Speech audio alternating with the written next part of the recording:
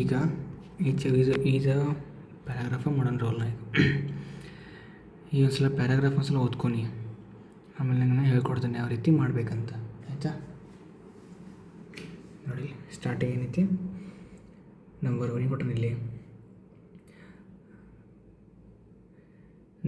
Starting ನೋಡೋ ಸಲ paragraph full ಓದ್ಬಿಡೋದು. ಹೆಂಗೈತಿದ? The organ transplantation program in India has been crippled by multiple issues, especially insufficient funds, shortage of specialized doctors, and procedural delays. A report released by the Union Health and Family Welfare Ministry dated June 19 revealed. Starting ರೀತಿ subject ಇದೆ. ಈ subject ಇದೆ the organ transplantation program. ಇದೆಲ್ಲ full subject ಇದೆ. Next ಇದ್ರ ಒಂದು verb ಬೇಕು, verb ಐತಿ ಇಲ್ಲಿ ಹ್ಯಾಸ್. ಇದು ನಡಕ್ಕಿನಿಂದ ಎಕ್ಸ್ಟ್ರಾ ಆಯಿತು information. So organ transplantation program ಅಂತ ಎಲ್ಲಿ ಇಂಡಿಯಾದಾಗ. ಓಕೆ ಇದೇನೈತಿ ಪ್ರೋಗ್ರಾಮ್ ಮುಂದೆ ಈಗ has been crippled by multiple issues. Passive voice ಇದೆ. ಯಾಕೊಟ್ಟ ನಾವು ಹ್ಯಾಸ್ ಬೀನ್ ಕ್ರಿಪಲ್ಡ್ ಅಂದ್ರೆ ಅಂಗವಿಕಲ, ಅದಕ್ಕೆ ಪರಿಣಾಮ ಆಗೋದು. ಮಲ್ಟಿಪಲ್ ಇಶ್ಯೂಸ್ದಿಂದ ಆರ್ಗನ್ ಟ್ರಾನ್ಸ್ಪ್ಲಾಂಟೇಷನ್ ಪ್ರೋಗ್ರಾಮ್ ಏನಾಗೈತಿ, ಕುಗ್ಗೋಗೈತೆ ಅಂತ. ಬೈ ಮಲ್ಟಿಪಲ್ ಇಶ್ಯೂಸಿಂದ, ಎಕ್ಸ್ಪೆಷಲಿ ಇನ್ಸಫಿಷಿಯೆಂಟ್ ಫಂಡ್ಸ್. ಎಂಥ ಇಶ್ಯೂಸ ಅದ್ರಾಗ ಎಕ್ಸ್ಪೆಷಲಿ ಎಂಥ ಇಶ್ಯೂಸ್ ಅಂದ್ರೆ ಇನ್ಸಫಿಷಿಯೆಂಟ್ ಫಂಡ್ದಿಂದ, ಶಾರ್ಟೇಜ್ ಆಫ್ ಸ್ಪೆಷಲೈಸ್ಡ್ ಡಾಕ್ಟರ್ಸಿಂದ, ಮತ್ತು ಪ್ರೊಸೀಜರಲ್ ಡಿಲೇಸಿಂದ. ಇವು ಮೂರುದರಿಂದ ಆರ್ಗನ್ ಟ್ರಾನ್ಸ್ಪ್ಲಾಂಟೇಷನ್ ಪ್ರೋಗ್ರಾಮ್ ಏನು ಇಂಡಿಯಾದಾಗೈತಿಲ್ಲ ಅದು ಕುಗ್ಗಿ ಹೋಗೈತಂತ. ಮುಂದೆ report released by the union health and family welfare ministry dated June 19 revealed. ಇದೆಲ್ಲ ಎಲ್ಲೈತಿ ಒಂದು ರಿಪೋರ್ಟ್ದಾಗಿತ್ತಂತ. ಯಾವ ರಿಪೋರ್ಟ್ ಅದ? ಆ ರಿಪೋರ್ಟ್ ಯಾರು ರಿಲೀಸ್ ಮಾಡ್ಯಾರು? Union health and family welfare ministry ಆ ಒಂದು ರಿಪೋರ್ಟನ್ನು ಜಾರಿ ಮಾಡೈತಿ ಅಂತ. ಸೊ ಯಾವಾಗದ? 19 ಜೂನ್ಗೆ ಒಂದು ರಿಪೋರ್ಟ್ ಬಂದೈತಿ. ಆ ರಿಪೋರ್ಟ್ ಯಾರು ಜಾರಿ ಮಾಡಿದಾರು? Union health and family welfare ministry. Okay, ಅದರ ಏನೈತಿ ಆ ರಿಪೋರ್ಟ್ದಾಗ ಆರ್ಗನ್ ಟ್ರಾನ್ಸ್ಪ್ಲಾಂಟೇಷನ್ ಪ್ರೋಗ್ರಾಮ್ ಏನೈತಿಲ್ಲ ಕುಗ್ಗಿ ಹೋಗೈತೆ ಅಂತ ಬಹಳ ಇಶ್ಯೂಸ್ದಿಂದ. ಎಕ್ಸ್ಪೆಷಲಿ ಅಂಥ ಇಶ್ಯೂಸ ಈ 3 ಇಶ್ಯೂಸಿಂದ ಆರ್ಗನ್ ಟ್ರಾನ್ಸ್ಪ್ಲಾಂಟೇಷನ್ ಪ್ರೋಗ್ರಾಮ್ ಏನಾಗೈತಿ ಕುಗ್ಗಿ ಹೋಗೈತೆ ಅಂತ. ಅರ್ಥ ಆಯ್ತಾ? ಹೆಂಗೆ ಓದೋದು? ಸ್ಟಾರ್ಟಿಂಗ್ ನೋಡೋದು ಸಬ್ಜೆಕ್ಟ್, ಅದರ ಅಕಾರ್ಡಿಂಗ ವರ್ಬ್, ಆಮೇಲೆ ಮುಂದೇನಾಗೈತಿ ಆರ್ಗನ್ ಟ್ರಾನ್ಸ್ಪ್ಲಾಂಟೇಷನ್ ಪ್ರೋಗ್ರಾಮ್ ಏನಾಗೈತಿ has been crippled by multiple issues. Comma ಕೊಡೋಣಂದ್ರೆ ಮುಂದೆ ಅದ್ರ ಬಗ್ಗೆ ಎಕ್ಸ್ಟ್ರಾ ಇನ್ಫಾರ್ಮೇಷನ್ ಕೊಡ್ತಾನೆ. ಈಗ ಎಂಥ issues? Especially insufficient fund, shortage of doctors ಇಂಥವು. ಮತ್ತು ಕಾಮ ಮತ್ತು ನೆಕ್ಸ್ಟ್ ಇಲ್ಲ. ಓಕೆ, ಇದೇನಿದೆ ರಿಪೋರ್ಟ್ ಇದೆ. ಈ ರಿಪೋರ್ಟ್ ಯಾರು ರಿಲೀಸ್ ಮಾಡಿದಾರು? Health and family welfare ministry. ಆಯಿತಾ? ನೆಕ್ಸ್ಟ್ ನೋಡಿ, ನೆಕ್ಸ್ಟ್ ಐತಿ ಪ್ಯಾರಾಗ್ರಾಫ್ ಇದೆ. ಈ ಕಡೆ ಪ್ಯಾರಾಗ್ರಾಫ್ ನಾವು ದ ರಿಪೋರ್ಟ್. ಓಕೆ, ಯಾವ ರಿಪೋರ್ಟ? Union health and family welfare ministry ಏನೊಂದು ರಿವೀಲ್ ಮಾಡಿಲ್ಲ ರಿಪೋರ್ಟ್. ಓಕೆ, ಆ ರಿಪೋರ್ಟ್ ಕಾಮ ಅಂದರೆ ಎಕ್ಸ್ಟ್ರಾ ಇನ್ಫಾರ್ಮೇಷನ್ನ ಇದ್ರ ಬಗ್ಗೆ, ರಿಪೋರ್ಟ್ ಬಗ್ಗೆ ಬರೀ ನೋಡಿ ಹೆಂಗೆ ಕೊಟ್ಟಾನ ಈಗ ನೋಡಿಲ್ಲ. Which followed high level meeting of senior health officials. ಆ ರಿಪೋರ್ಟ್ ಏನಿತ್ತಲ್ಲ ಅದು ಎಲ್ಲಿಂದ ಬಂದೈತದ? Which followed high level of meeting of senior health officials. High level of meeting ತೊಗೊಂಡಿರಂತ ಯಾರು? Senior health officials to review the status of organ transplantation activities. ಅವರೆಲ್ಲ ಕೂಡಿ ಒಂದು ಮೀಟಿಂಗ್ ಮಾಡಿರಂತೆ. ಎತ್ತರ ಮೀಟಿಂಗ್ ಆಯ್ತಾ? ಮೀಟಿಂಗ್ ಎದಕ್ಕೆ ಮಾಡಿದಾರು? ಟು ರಿವ್ಯೂ ಅಂದ್ರೆ ಏನು ನೋಡಕ್ಕೆ? The status of organ transplantation activities in government ಹಾಸ್ಪಿಟಲ್ದಾಗ ಆರ್ಗನ್ ಟ್ರಾನ್ಸ್ಪ್ಲಾಂಟೇಷನ್ ಆ್ಯಕ್ಟಿವಿಟೀಸ್ದ ಸ್ಟೇಟಸ್ ಏನೈತಿ ಅಂತ ರಿವ್ಯೂ ಮಾಡೋದು. ಮತ್ತು ಐಡೆಂಟಿಫೈ ದಿ ಕೀ ಚಾಲೆಂಜಸ್. ಎಂತೆಂಥ ಚಾಲೆಂಜಸ್ ಫೇಸ್ ಮಾಡೋದೈತಿ ಯಾವುದು? ಆರ್ಗನ್ ಟ್ರಾನ್ಸ್ಪ್ಲಾಂಟೇಷನ್ ಪ್ರೋಗ್ರಾಮ. ಅದರ ಬಗ್ಗೆ ಒಂದು ರಿವ್ಯೂ ಮಾಡೋಕೆ ಅವರೊಂದು ಹೈ ಲೆವೆಲ್ ಮೀಟಿಂಗ್ ತೊಗೊಂಡ್ರಂತ. ಆ ಮೀಟಿಂಗಿಂದ ಜಾರಿಯಾಗಿದ್ದೇನ ಈ ರಿಪೋರ್ಟ್. ಸೊ ಈ ರಿಪೋರ್ಟ್ದ ಸಬ್ಜೆಕ್ಟ್ ಸೀದಾ ಇಲ್ಲೈತಿ. ಈ ಸಬ್ಜೆಕ್ಟ್ದ ವರ್ಬ ಇದು. So the report pointed to infrastructure deficiencies. ಇದೇನು ನಡೆಕಿಲ್ಲ ಇದೆ ಎಕ್ಸ್ಟ್ರಾ ಇನ್ಫಾರ್ಮೇಷನ್ ಬಗ್ಗೆ ಇದ್ರ ಬಗ್ಗೆ ಇದೆ ದ ರಿಪೋರ್ಟ್ ಬಗ್ಗೆ. ರಿಪೋರ್ಟ್ ಹೈ ಲೆವೆಲ್ ಮೀಟಿಂಗ್ ಇದ್ರಂತ, ಅಷ್ಟೆಲ್ಲ ಮಂದಿ ಇದ್ರಂಥವ್ರು ರಿವ್ಯೂ ಮಾಡ್ರಂಥವ್ರು ಎದಕ್ಕೆ ಹಿಂಗೆ ಆಗತೈತಿ, ಎದಕ್ಕೆ ಆರ್ಗನ್ ಟ್ರಾನ್ಸ್ಪ್ಲಾಂಟೇಷನ್ ಪ್ರೋಗ್ರಾಮ ಏನೇನು ಚಾಲೆಂಜ್ ಫೇಸ್ ಮಾಡತೈತಿ, ಗೌರ್ಮೆಂಟ್ ಹಾಸ್ಪಿಟಲ್ ಆಗ್ತ ಸ್ಟೇಟಸ್ ಏನೈತಿ, ಇದ್ರ ಬಗ್ಗೆ ಡಿಸ್ಕಸ್ ಮಾಡಿ ರಿಪೋರ್ಟ್ ತಂದಾರು. ಆಯಿತಾ, ಅದು ರಿಪೋರ್ಟ್ ಏನು ಪಾಯಿಂಟ್ ಮಾಡೈತಂದ್ರೆ report pointed to infrastructure deficiencies. Report ಏನಂತೈತಿ ಎಲ್ಲಕ್ಕಿಂತ ಮೇನು ಇನ್ಫ್ರಾಸ್ಟ್ರಕ್ಚರ್ ಡೆಫಿಷಿಯನ್ಸೀಸ್ ಅಂದ್ರೆ ಇನ್ಫ್ರಾಸ್ಟ್ರಕ್ಚರ್ ಭಾಳ ಕಡಿಮೆ ಐತಿ, ಭಾಳ ಲ್ಯಾಕ್ ಐತಿ. Especially shortage of intensive care unit, specially ICU ಡಿಪಾರ್ಟ್ಮೆಂಟದ ಇನ್ಫ್ರಾಸ್ಟ್ರಕ್ಚರ್ ಏನೂ ಇಲ್ಲ, ICUದ ಬೆಡ್ಸ್ ಏನೂ ಇಲ್ಲ ಅಂಥದ್ದು ಪಾಯಿಂಟ್ ಮಾಡಿದಂಥ ಏನೋ reports. And lack of financial support to patients, ಮತ್ತು ಫೈನಾನ್ಷಿಯಲ್ ಸಪೋರ್ಟ್ ಇಲ್ಲ ಅಂತ ಇದಕ್ಕೆ ಪೇಷಂಟ್ಸಿಗೆ. ಸೊ ಲ್ಯಾಕ್ ಅಂದರೆ ಲ್ಯಾಕ್ ಆಫ್ ಅಂದ್ರೇನು, ಏನೂ ಇಲ್ಲ ನೆಗೆಟಿವ್ ಸೆನ್ಸ್ನಾಗ.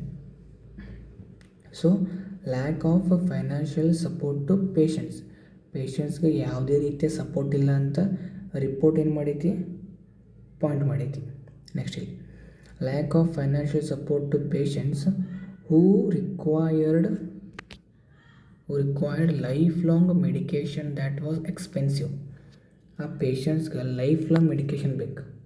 ಸೊ ಅದು ಮತ್ತೇನು ಎಕ್ಸ್ಪೆನ್ಸಿವ್ ಐತಿ ಈಗ. ಸೊ ಇದನ್ನೆಲ್ಲ ಪಾಯಿಂಟ್ ಮಾಡೈತೆ ಅಂತ ಯಾವುದು ಆ ಒಂದು ರಿಪೋರ್ಟ್. ನೆಕ್ಸ್ಟ್ ಇಲ್ಲಿ ಕೊಟ್ಟ ನೀವು ಮತ್ತೇನಾಗಿದೆ, explaining the bottlenecks and other issues faced by state owned institution.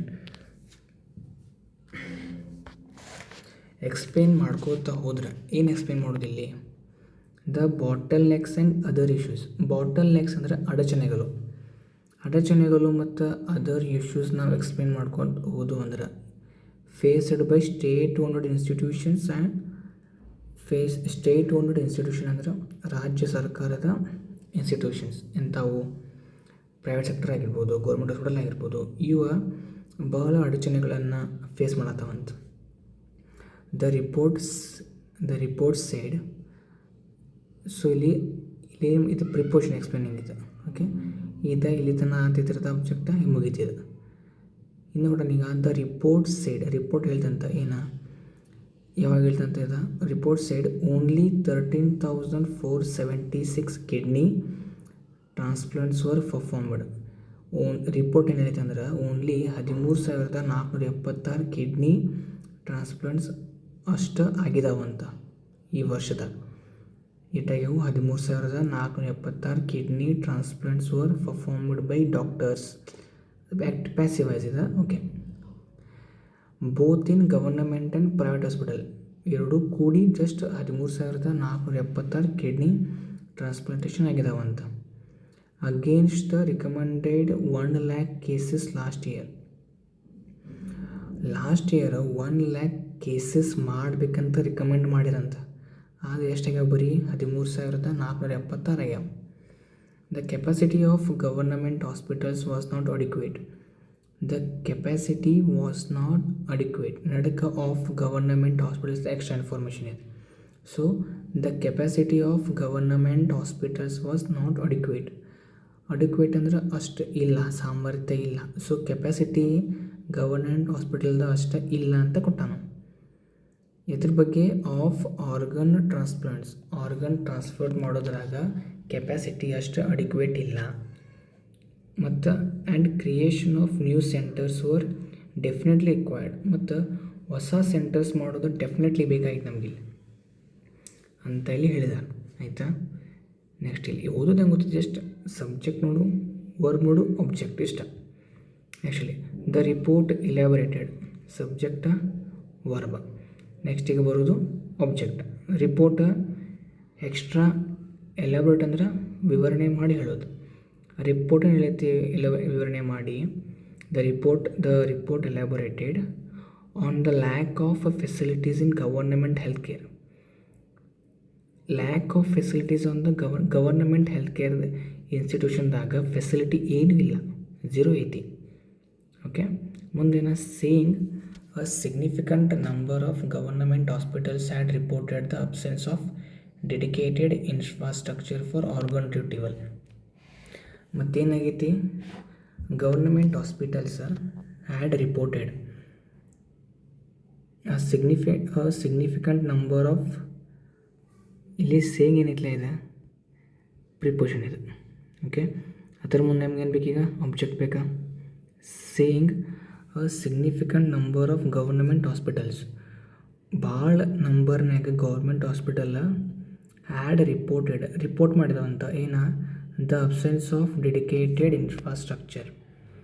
ಇನ್ಫ್ರಾಸ್ಟ್ರಕ್ಚರ್ದ absence ಐತಿ, ಇನ್ಫ್ರಾಸ್ಟ್ರಕ್ಚರ್ ಏನೂ ಇಲ್ಲ ಇದರದ for organ retrieval and transplantation.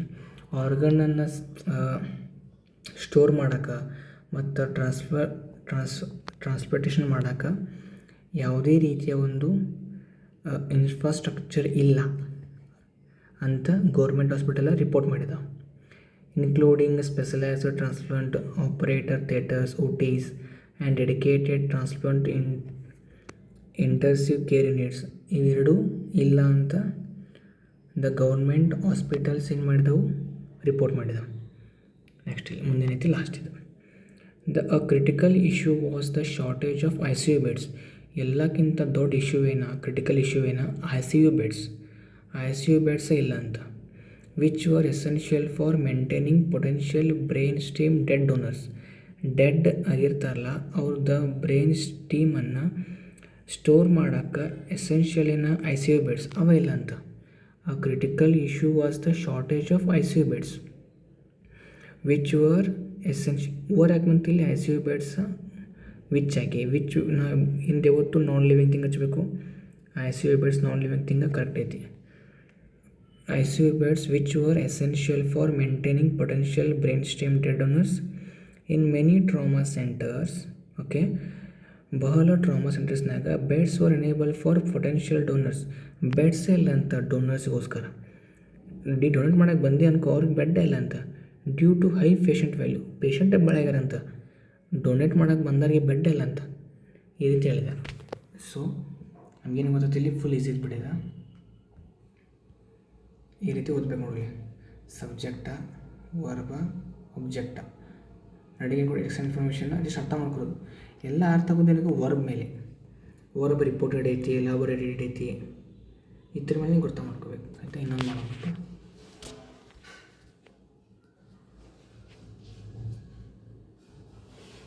ಇನ್ನೊಂದು ಚಲೋ ಐತೆ ಇಲ್ಲಿ ಕೂಡ ಇನ್ನೊಂದಿಲ್ಲ, ಇದು ಮಸ್ತ್ ಐತಿ.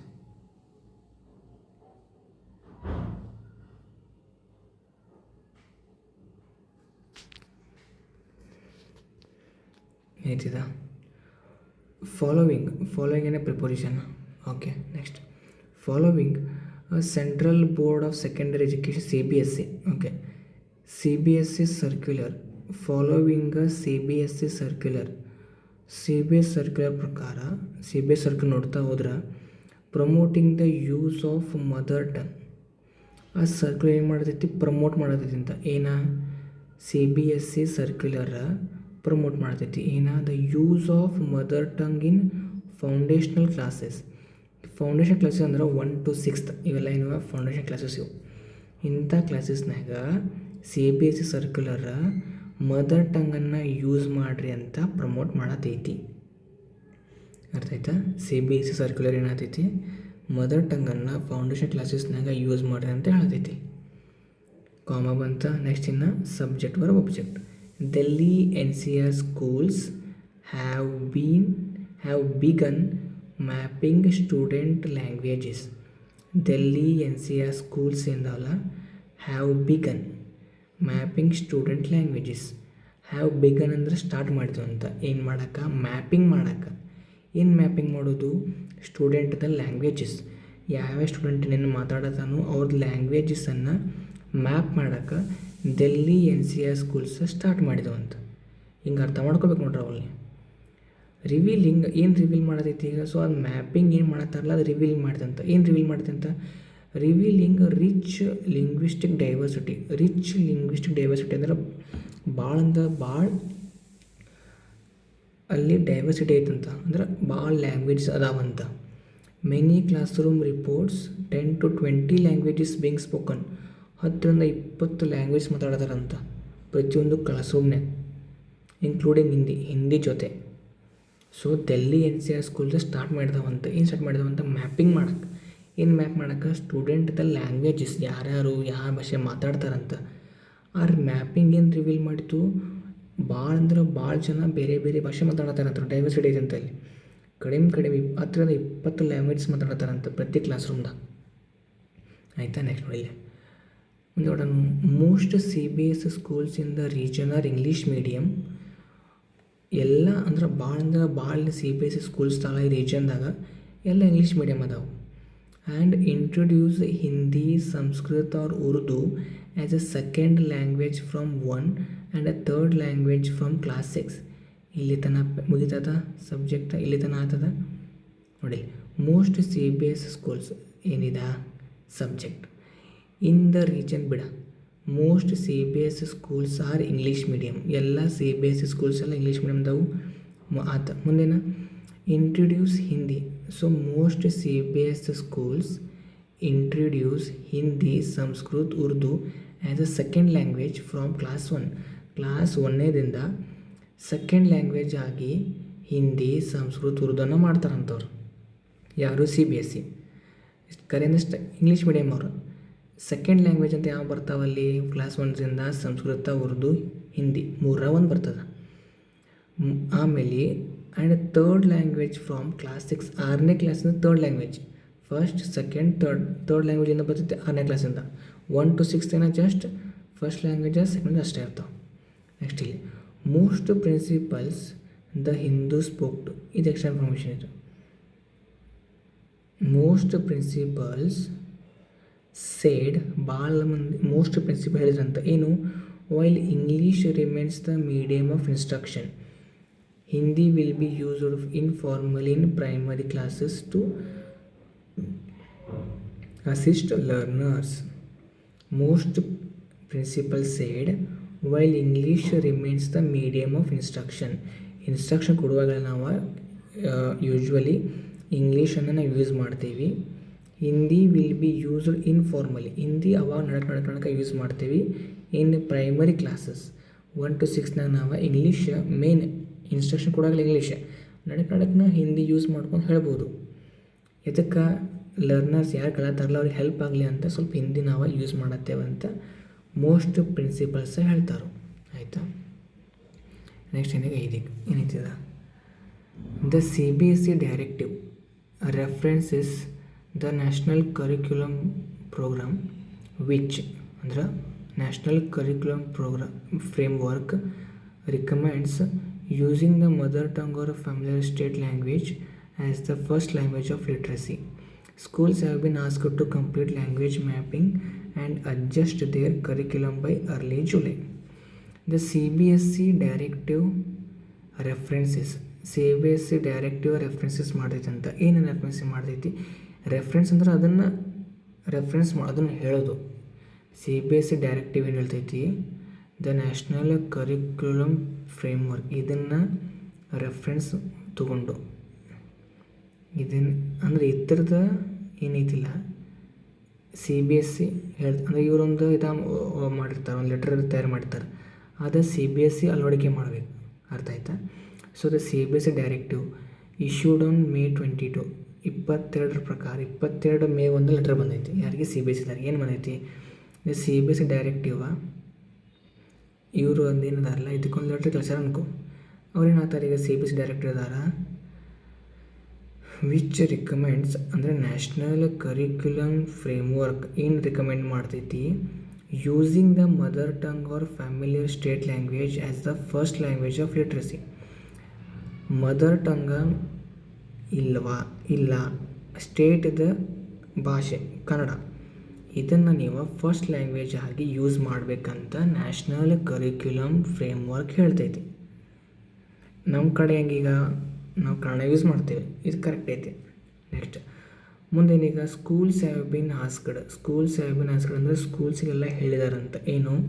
ಟು ಕಂಪ್ಲೀಟ್ ಲ್ಯಾಂಗ್ವೇಜ್ ಮ್ಯಾಪಿಂಗ್ ಅಂದರೆ ಪ್ರತಿಯೊಂದು ಕ್ಲಾಸ್ನಾಗ ಈ ಹುಡುಗರು ಯಾವ ಭಾಷೆ ಮಾತಾಡತ್ತಾರೋ ಅದನ್ನು ನೋಡ್ಕೊಂಡು ಮ್ಯಾಪಿಂಗ್ ಮಾಡಿರಿ, ಎಲ್ಲ ಡಾಟಾಸ್ ತಗೋರಿ. And adjust their curriculum by early July ಒಳಗೆ ಯಾರು ಮಾತಾಡ್ತಾರಲ್ಲ ಎಲ್ಲ ತೊಗೊಂಡು ಫಸ್ಟ್ ಲ್ಯಾಂಗ್ವೇಜ್ ಸೆಕೆಂಡ್ ಲ್ಯಾಂಗ್ವೇಜನ್ನು ನೀವು ಹೇಳೋಕ್ಕೆ ಸ್ಟಾರ್ಟ್ ಮಾಡಿರಿ ಅಂತ ಹೇಳಿದ್ದಾರೆ. Next Sudha Acharya principal of ITL public school in Dwarka. ಈಕೆ ಏನದಲ್ಲ ಸುಧಾ ಆಚಾರ್ಯ ಕಾಮ್ ಅಂದರೆ ಎಕ್ಸ್ಟ್ರಾ ಇನ್ಫಾರ್ಮೇಷನ್ ಈಕಿನ ಬಗ್ಗೆ ಏನದಲ್ಲಿಕಿ principal of ITL public school in Dwarka. Okay, Sudha Acharya said ಆಕೆ ಹೇಳಿದಂತೆ ಏನು 3,000 ಸ್ಟೂಡೆಂಟ್ಸ್ ರಿಪೋರ್ಟೆಡ್ 21 ಮದರ್ ಟಂಗ್ಸ್. 3,000 ಹುಡುಗರು 21 ಮದರ್ ಟಂಗ್ ಹೇಳಿದ್ರಂತ ನೋಡಿಲಿ, ಇನ್ಕ್ಲೂಡಿಂಗ್ ಮಲಯಾಳಂ, ಒಡಿಯಾ, ಮಲಯಾಳಂ ಎಲ್ಲ ಮಿಕ್ಸ್ ಹೇಳಿದ್ರಂತ. ಅವಾಗೇನಾಯ್ತು, the schools has launched a program to introduce students to new languages every fortnight through folklore, music, visuals. 21 language ಹೇಳಿದಂಥ 3,000 ಮಂದಿ. ಅದಕ್ಕಾಗಿ ಸ್ಕೂಲೊಂದು ಪ್ರೋಗ್ರಾಮ್ ಮಾಡಿದಂಥ ಏನು ಪ್ರತಿ ಫೋರ್ಟ್ನೈಟ ನಾಟಕ ಮೂಲಕ ಹಾಡು ಹಾಡುವ ಮೂಲಕ ಅವ್ರಿಗೊಂದು ಬೇರೆ ಬೇರೆ ಲ್ಯಾಂಗ್ವೇಜನ್ನು ಇಂಟ್ರೊಡ್ಯೂಸ್ ಮಾಡೋದು ಅಂತ. ನಂಗೆ ಅಷ್ಟು ಗೊತ್ತಿಲ್ಲ, ಸ್ವಲ್ಪ ನಾನು ಕನ್ಫ್ಯೂಸ್ ಆಗೀನಿ, ಇದನ್ನು ಬಿಡು. ನೆಕ್ಸ್ಟ್ ಇಲ್ಲಿಂದ ಇದು ಈಸಿ ನೋಡಿದ್ದು. While bilingual methods are being considered. Bilingual ಅಂದರೆ ಎರಡು ಭಾಷೆನ ಯೂಸ್ ಮಾಡೋ ಮೆಥಡನ್ನು ಕನ್ಸಿಡರ್ ಮಾಡಿದಾರಂತ. ಆದ್ರೆ many parents still favour early English fluency. ಎಲ್ಲ ಪೇರೆಂಟ್ಸ್ಗೆ ಇಂಗ್ಲೀಷ್ ಮೇನ್ ಆಗೈತಿ. ಅಂದರೆ ಈಗ ಫಸ್ಟ್ ಲ್ಯಾಂಗ್ವೇಜ್ ನಮ್ಮ ಮದರ್ ಟಂಗ್, ಈಗ ಮದರ್ ಟಂಗ್ ಮರಾಠಿ ಅನ್ಕೋ, ಮರಾಠಿ ಬಂತು ಅನ್ಕೋ, ಅದೇ ಪೇರೆಂಟ್ಸ್ಗೆ ಬ್ಯಾಡ್ ಆಗೈತಿ. ಪೇರೆಂಟ್ಸ್ ಏನಂತಾರೋ ಇಂಗ್ಲೀಷ್ ನಮ್ಗೆ ಬೇಕಂತ. So many parents still favour early English fluency. They associate it with better prospects. ಅವರೇನಂತವ್ರು ಇದರಿಂದ ಮುಂದೆ ಬೆಟರ್ ಅಪರ್ಚುನಿಟಿ ಇದಾವೆ ಇಂಗ್ಲೀಷ್ ಬಂದ್ರೆ ಅಂತ ಅಂತಾರೆ ಅವ್ರು. ನೆಕ್ಸ್ಟ್ ಇಲ್ಲಿ Summer Fields School Gurugram. Summer Fields School is planning oral exposure to mother tongue with no testing. ಅಲ್ಲೇನು ಮಾಡೈತಿ, ಓರಲ್ ಎಕ್ಸ್ಪೋಜರ್ ಅಂದ್ರೆ ಅದೇ ಒಂದು ಅವ್ರದ್ದು ಮದರ್ ಟಂಗ್ನಾಗ ಮಾತಾಡೋಕ್ಕೆ ಸ್ಟಾರ್ಟ್ ಮಾಡೈತೆ ಅಂತ. ಓಕೆ, ಸೊ ಅವಾಗ ಏನೈತಿ, ಟೀಚರ್ಗೆ ಮೊದಲ ಮದರ್ ಟಂಗ್ ಬರಬೇಕು, ಟೀಚರ್ ನೀಡ್ ಟ್ರೈನಿಂಗ್ ಫಸ್ಟ್. ಇದನ್ನು ಪ್ರಿನ್ಸಿಪಲ್ ಹೇಳಿದ್ರಂತ. Next Amita Mulla, Wattal of DLFI foundation schools. Amit Mulla noted that with a few students speaking the same language, inclusion must come through integrated methods. ಸ್ವಲ್ಪ ಹುಡುಗರು ಒಂದೇ ಲ್ಯಾಂಗ್ವೇಜ್ ಮಾತಾಡ್ತಾರಲ್ಲ, ಆವಾಗ inclusion must come through integrated methods. ಬೇರೆ ಬೇರೆ method use ಮಾಡಿ ನಾವು ಅದನ್ನು ಒಂದೇ ಮಾಡಬೇಕು. Parents overwhelmingly opted for English as the primary language. ಎಲ್ಲ ಪೇರೆಂಟ್ಸ್ಗೆ ಇಂಗ್ಲೀಷ್ ಫಸ್ಟ್ ಲ್ಯಾಂಗ್ವೇಜ್ ಇರಬೇಕಂತ ಹೇಳಿದಾರಂತ. ಸೊ ಈ ರೀತಿ ಓದಬೇಕು ನೋಡಲಿ ಹೆಂಗಂದೆ.